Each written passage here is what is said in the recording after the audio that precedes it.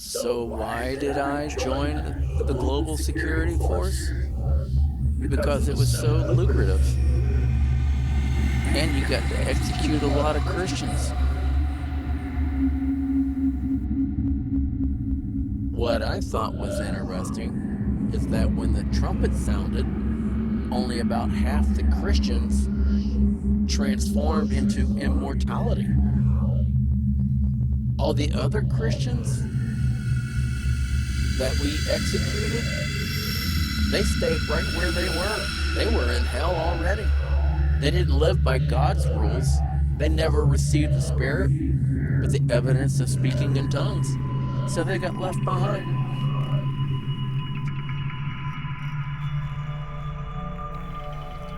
The good old days of GSF.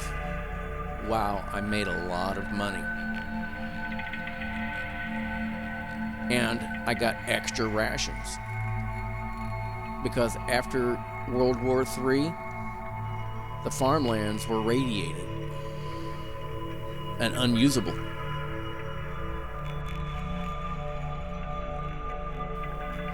I made a great operative for the GSF.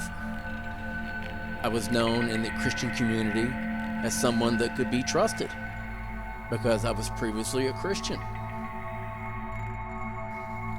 They would display all these fake wanted posters everywhere and on TV that they were looking for me and that I was to be detained, not harmed, because they wanted me for questioning. So that made it safe for me to be out and about in public because nobody dared harm me by orders of the GSF. Because if I was harmed in any way, they would be put in jail and lose their rations. The more Christians I executed, the more rations I got. And I eventually got to the place I didn't need any more rations, and they allowed me to sell rations to other people. So I would have these auctions and sell the rations, and I would make thousands of dollars a week selling rations.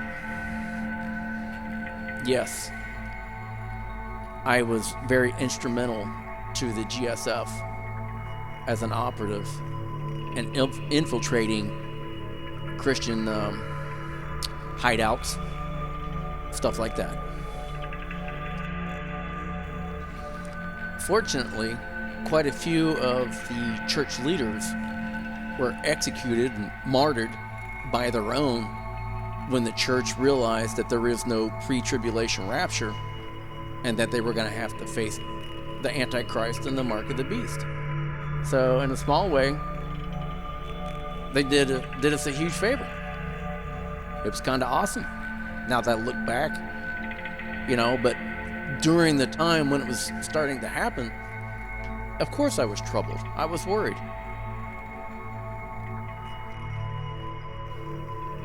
I was there at one of the meetings when the entire leadership of that church was murdered, executed, martyred, whatever you want to call it, by their own congregation. The husbands, the wives, the children, they were just gone.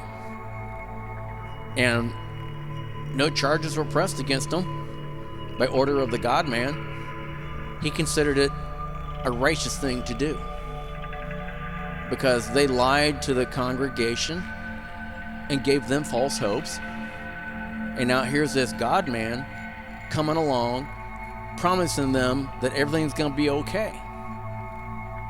But they had to take the mark of the beast to do it. Some of the ones that were involved in the murder of the leadership and their families, they still would not receive the mark of the beast, and they went on for a run. And that's where I came in, because I would hunt them down and execute them.